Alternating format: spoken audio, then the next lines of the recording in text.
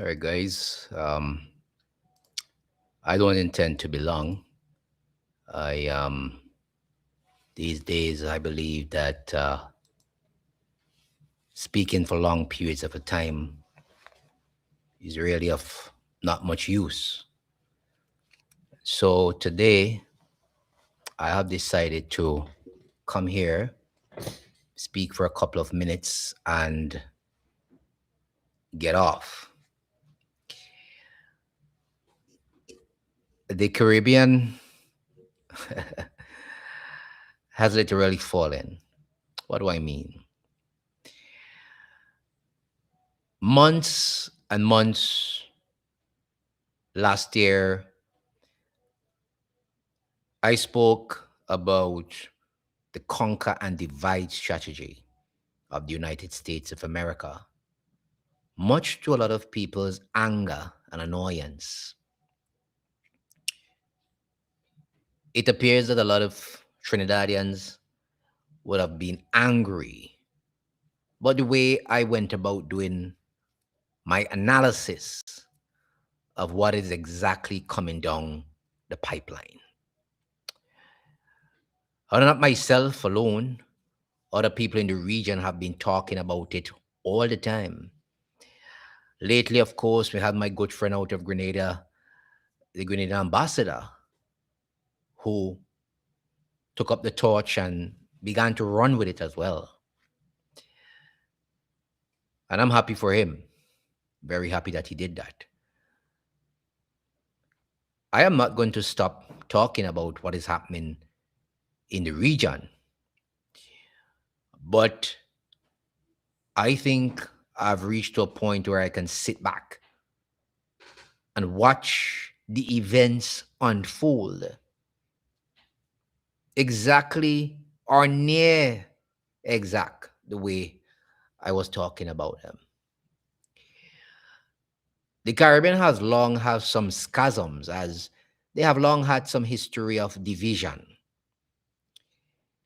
But while there were some history of divisions, many of us knew how to come together and to hold ahead when that time was right.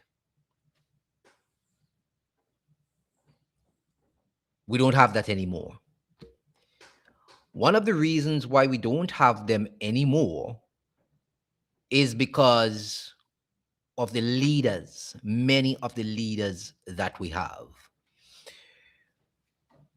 Added to that, now is the whole issue of the influence from bigger nations on our people. The propaganda that they listen to, the newspapers that they read, the cable systems that they watch, they have all done a great part to recolonize our people in the mind. Basically, what I was saying since last year was that we would have drip, drip, drip, deaths by 1,000 cuts. And that is what is happening right now. That is what is happening right now. Drip, drip, deaths by 1,000 cuts. This is what the United States is good at. There's a propaganda machine, there's a military, there's the money. And as much as we know that they're in a bad place, they still have the might. They still have the propaganda. And it is working to their advantage. I had a call yesterday from, well, it was an unexpected call from a regional leader. I couldn't believe it. Someone said, when I told the individual about it, they said, why you didn't believe that? People listening to you. I was really, really surprised, and I won't call the country name. The leader that called me, and he said to me, "You know, I saw a couple of your videos from friends of mine, and listening to them, and I went through your channel, and you were right on spot. You were right on target. We lapsed. We lapsed in judgment."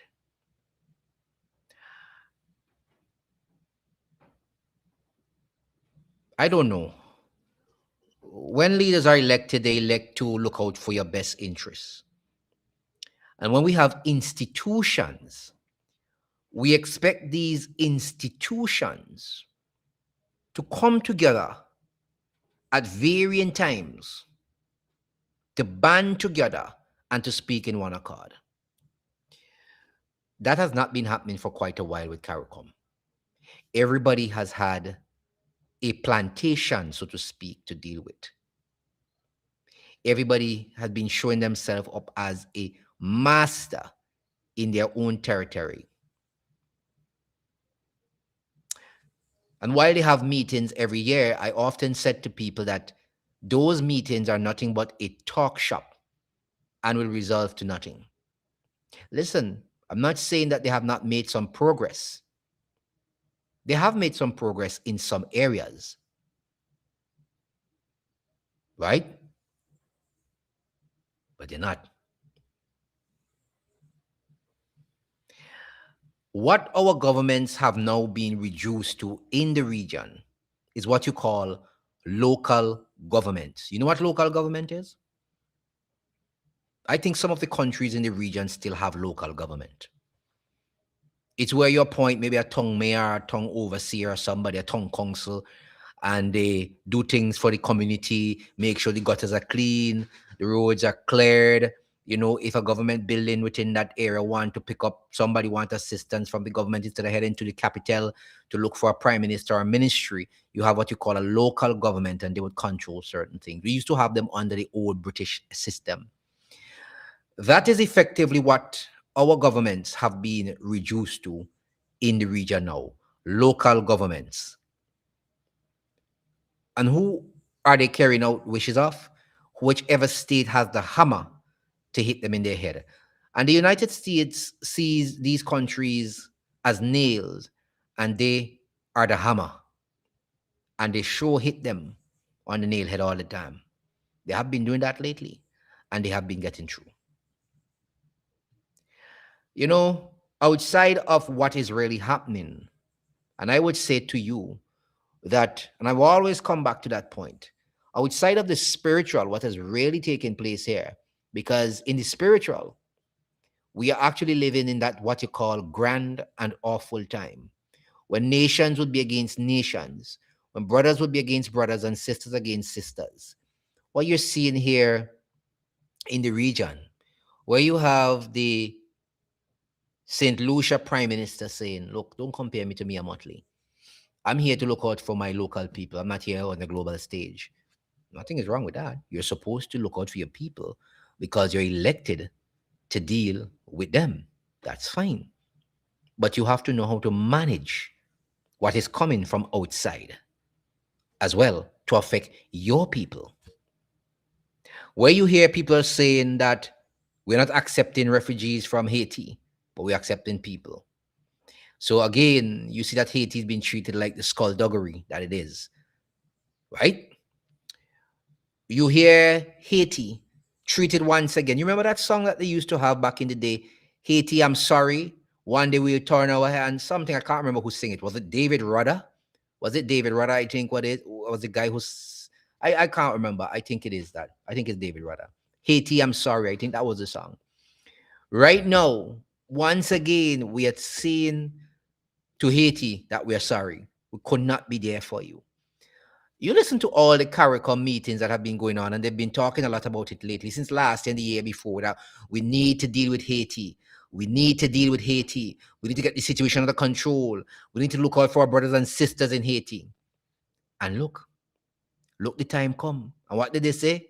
We are accepting refugees, but we are not accepting anybody who's a Haitian national. CARICOM is done.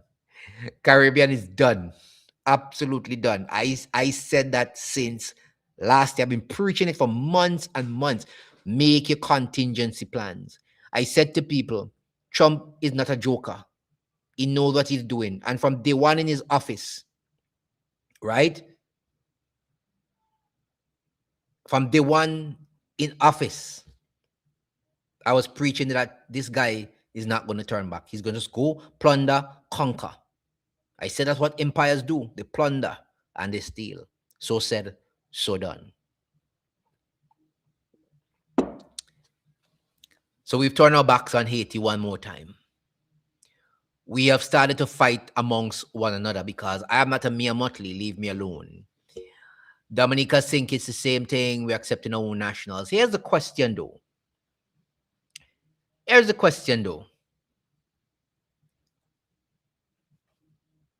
Are the facilities in these islands ready for an influx, even if it's your own nationals? Are we prepared? Because that is the question now, Are we prepared to take back even our own nationals? Do you know that there are more Vincentians living in the United States of America that's living in St. Vincent?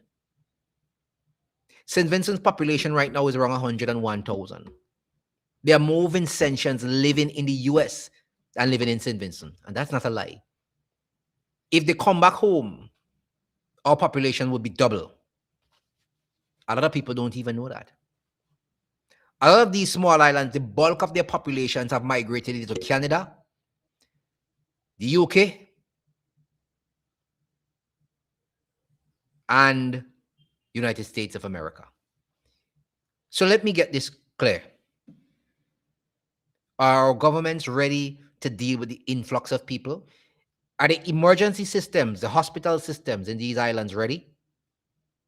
Are the hospital systems, the health systems in these countries ready for an influx of people? Look at Barbados. Placed a notice online to say that the Queen Elizabeth Hospital is under pressure. Can't deal with it. They can't even get to zero with the amount of people that deal with it just because of an influenza, the upgraded COVID that broke out on the island. So if they're not ready for that, with the population that they currently have, if they're not ready for that, how could they be ready for the influx of people that will be returning home here? So they're not ready for that. The police system is not ready for that. Because even if you accept your own people, some of them will come back home here with different things attached to their names. Not all of them. Not all of them. But some will come back home here. And all it needs is 2-3 people with a bad record to encourage the rest here who are trying something to do bad. That's all you need. So population is not ready for that. The social welfare systems in these countries are not ready for that. The police is not ready. The hospitals are ready, not ready. The economic constraints that these islands are into right now, they cannot handle these nationals coming back home. So what are we dealing with now? What are we dealing with now? I have not heard from any of these prime ministers who are willing to accept back anybody. I have not heard from them. And if I didn't hear, and you can let me know. I have not heard from any one of them whether or not the Americans have agreed to give them money to take care of these people who are coming back home here, at least for the first year. I have not heard anything from them saying this is the contingency plan. This is what the US is willing to give to us. I don't know. I do not know. So anybody who knows, please, if your governments have stated that to you in all of the address that they have made to the nations, to telling them about, they're going to have to take back people, let me know. Let me know. I don't know. And I placed a link in the chat section. If you need to come in,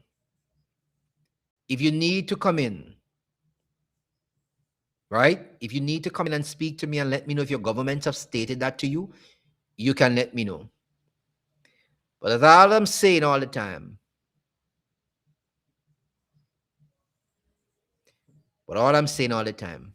Prepare, prepare, prepare.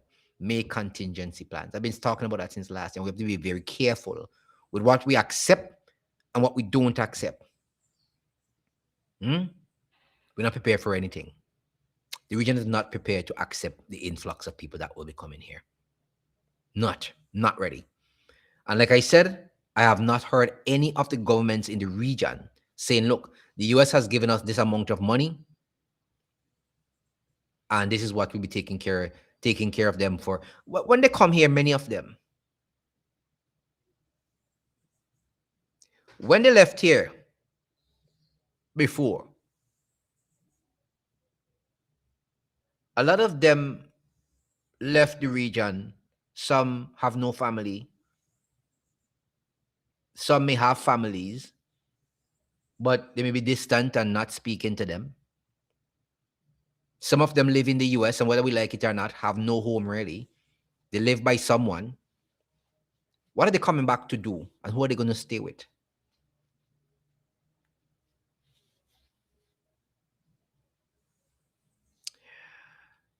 Ay, ay, ay. I don't know. I don't know if the US will be giving these countries money to take care of these people coming back home here. I don't know. I do not know. I have not heard any of the leaders who are willing to accept state anything about any money. They hardly want to tell you what is in the deal that they signed with the US. So I don't know. That's another thing. Very, very disrespectful to our people coming to tell you that they're going to accept deportees, but they're not giving you really the true picture of what it is. That's another thing I have.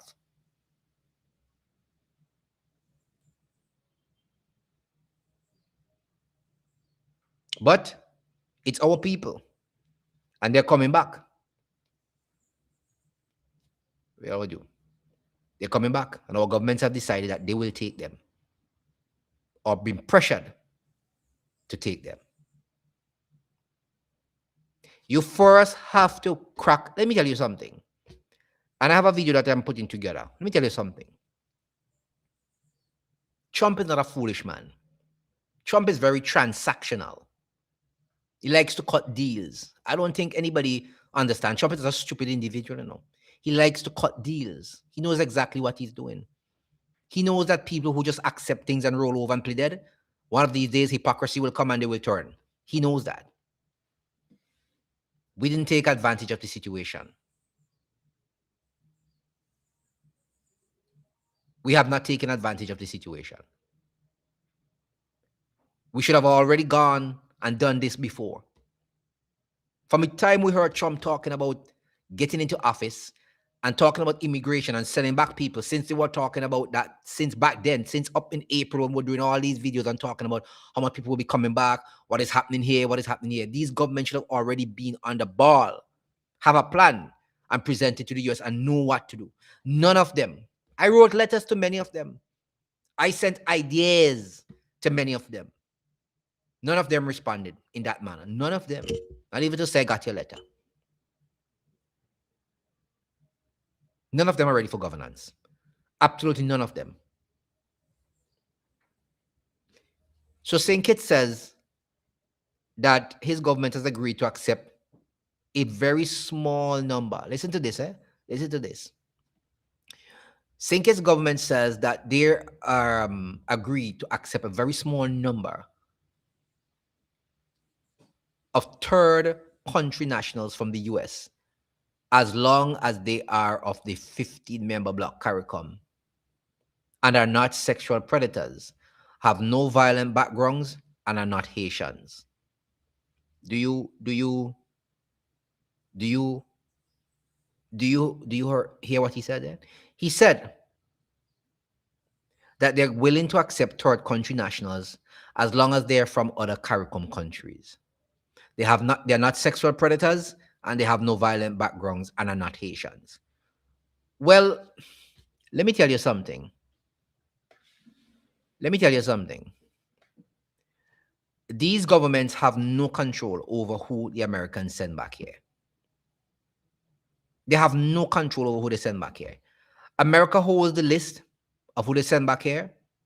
Every year, deportees come back to these countries. I'm not talking about deportees in drove, Every year, either 10 go back to Grenada, 5 go to St. Vincent, 15 go here, 10 go, whatever. But every year, deportees do return to the Caribbean when ICE picks up people and they send people back home. They do come back home.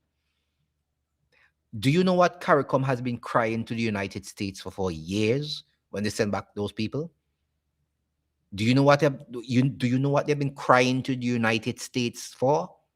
The list, the information as regards to who is actually coming back. They've been requesting that information for years and they can't get that information. Do you understand what I'm saying to you? They have been asking for that information for years and years. At every CARICOM meeting, I hear them talk about this. And they can't get it. So let me tell you something. You're willing to accept third country nationals from the 15-member bloc. When America loads up that aircraft, right? When America loads up that aircraft with Iranians, Afghanistan, Syrians, Jamaicans, Dominicans, Guyanese, Surinamese, Brazilians, when they load them up, remember you said third country, when they load them up and the plane lands in St. Kitts, do you know you have to accept them? Do you know that the plane is not going back to America with those people? You have to accept them. And if you don't accept them, what does the American government do? Sanctions in your behind. You have to accept them. When that plane touches down on St. Kitts with federal officers, every living soul will march off that plane, go into your airport, clear immigration, and you will have to take care of them. You can't send them back. If you do make that mistake, like what Chile did, you know what they did to Chile? They made the economy scream. Allende told the US that he's not accepting. That was way back since in the 50s, 60s, 70s, 80s, whatever you want to. Go look up his name, Chile President Allende. He said he wasn't going to. This is not the first time America sent no third country deportees to people's country. Now, this thing been happening for a long time. He said to them, he's not going to accept third country deportees. And they came and he didn't accept them. The plane had to go back. You know what happened to Chile? He said, I will make your economy scream. And they made Chile economy scream. And that man was out of power the next month. You think these people are joking? So you thought you could sit down in St. Kitts and talk about you don't want sexual predators, you don't want violent background. You take what they send to you. And there's nothing that you can do about that. Because there was no plan in place in the first place to deal with this whole mess that we found ourselves in. And because you depend on the US so much, and many of you want to walk down the streets of Manhattan, you'll have to accept them. So that's the St. Kitts Prime Minister. Remember when I showed you this map yesterday in a video? I don't know how many of you looked at this video.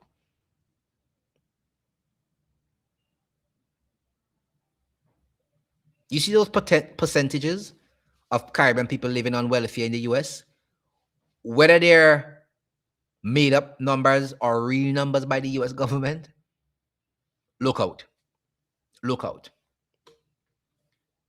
Look out. All you have to do is look at the percentage for each island and try to find out what is the population, the amount of Barbadians or Grenadians living in the US, and just minus the percent. Just use the percentage you have here, and you'll have a good idea as to how much people he'll be sending back home.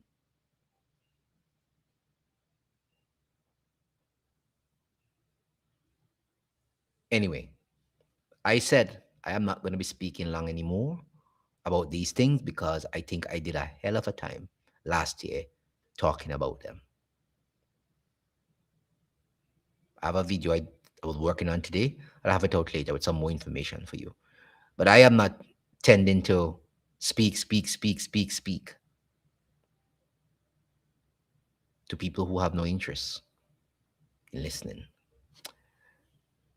I want to thank so many of you for sticking with the channel and paying attention to what's happening around you.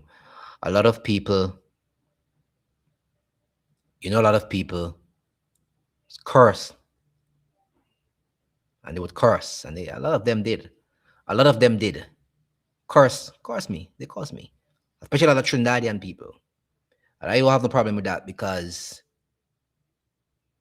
ain't no me have no problem with that because you could curse from now until the Rock of Gibraltar return to a pebble. That does nothing to me. Absolutely nothing to me. Because I know when you do that, who will have the last laugh. That's all I know.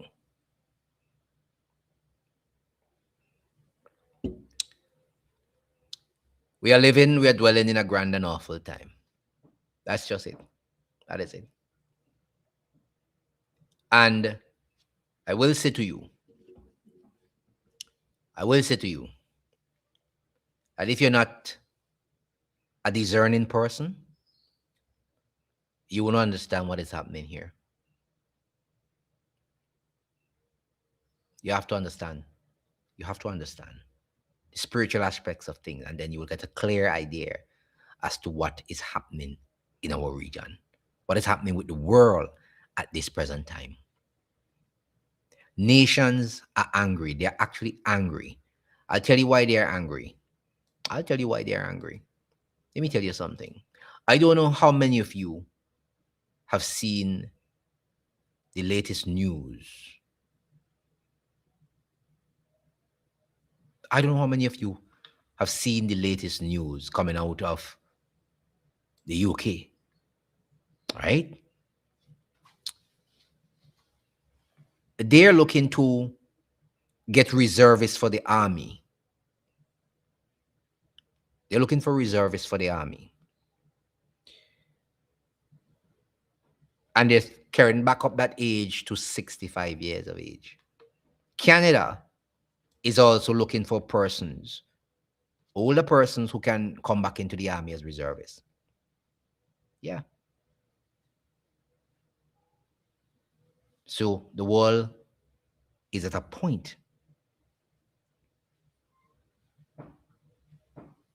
where the nations are very angry and they are at war with each other. Something that you must pay attention to. That's all I can tell you. Pay attention to it. Guys, it is what it is. And a lot of us have been talking about it. We know what's happening. Stay on guard. Be prepared. Ensure that you have enough for your family in this great time, because this time, we just, that's it. What can I say? Just make sure you have enough for yourself, your families. Make sure you have all the natural remedies you can have, food supply for a time, because it indeed will get very sticky. Very, very sticky and very fast. I don't want to spend any longer here. I'm going to get off of this channel, of this live, and I will talk to you another time. Some people say it's geopolitics. Well, I know what it is. It's called geopolitics. It's called geopolitics for those who may not understand prophecy. But I know exactly where this thing is tending, and I know exactly where it's going. So I wouldn't get carried away with that politics and geo. I know exactly why it's happening and where it's tending. I know exactly where it's going. Just be prepared. Be prepared. You all have a good day. Have a very good day. Take it easy. Take care. And I'm getting out of here. You could continue to share the live. Unless anybody wants to come in and make a comment, I've left the link up there. I've left the link up there at the top of the chat section. If you want to come in and speak to me, you can do that. If no one wishes to do that at this point in time, I will say good afternoon to you guys. And we definitely will talk again. Have a good afternoon, my friend and my friends. And I will talk to you another time.